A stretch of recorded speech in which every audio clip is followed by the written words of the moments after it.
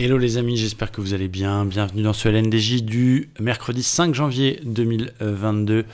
On commence tout de suite par le DAX. Le DAX toujours en tendance très haussière, qui était venu pullbacker, parfaitement trop backer le précédent plus haut du 7 décembre. Ça c'était fin décembre, qui poursuit son mouvement et qui, semble-t-il, va aller chercher son plus haut historique, qui est la zone des 250. Toujours très haussier au-dessus de ce support oblique. Il faut privilégier les achats. J'ai failli acheter la cassure du plus haut précédent, mais elle s'est fait très vite. Donc j'attendais la clôture de la bougie M15. Le truc, c'est que acheter là pour aller chercher 250 avec un stop, on peut pas mettre un stop avant le repli parce que ça peut faire un throwback sans invalider. Donc le stop se mettait à peu près par ici.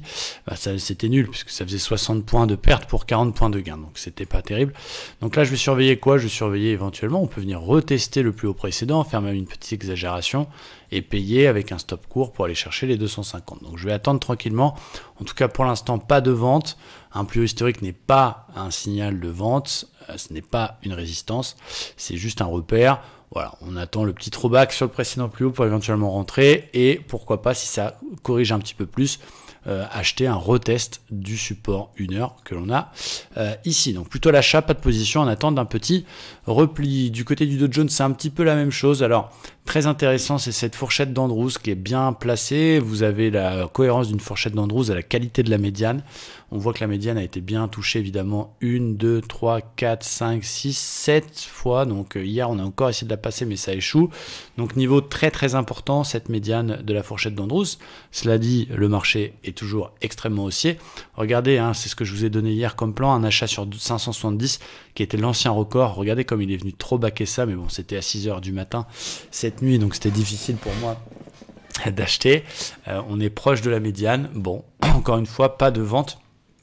Mais toujours pareil, acheter maintenant pour aller chercher la médiane avec un stop sous les plus bas, bah, ça donne une espérance de gain plus faible que la perte acceptée. Donc je m'abstiens, j'attends un retest éventuellement en début de séance américaine, pourquoi pas un retest des 560 pour éventuellement payer. Là, oui, ça m'intéresse puisque du coup, on verra, imaginez qu'on ait une petite figure type bulle, stop court, on va rechercher la médiane, là ça vaut le coup. Donc je vais surveiller deux zones, la zone des 560-570, l'ancien record historique, et le support un petit peu plus bas, autour des 340.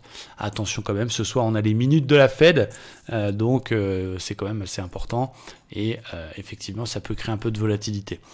Petit bonus, c'est du côté du Nasdaq. Nasdaq hier, il nous a un peu joué des tours, il était beaucoup plus baissier. Il y a eu une rotation entre les actions technologiques et celles plutôt bancaires, en tout cas du Nasdaq vers le Dow Jones pour faire assez simple.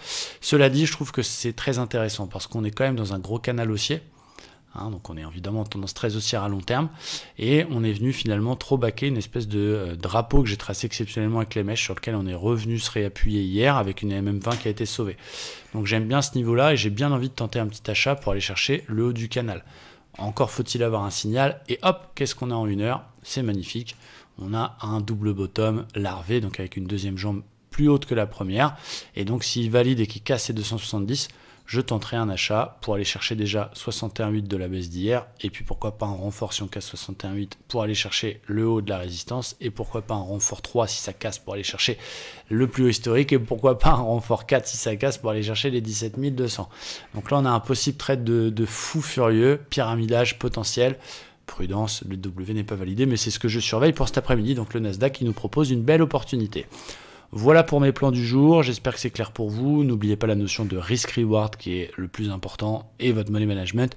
Très bonne journée à tous et à demain. Ciao, bye bye.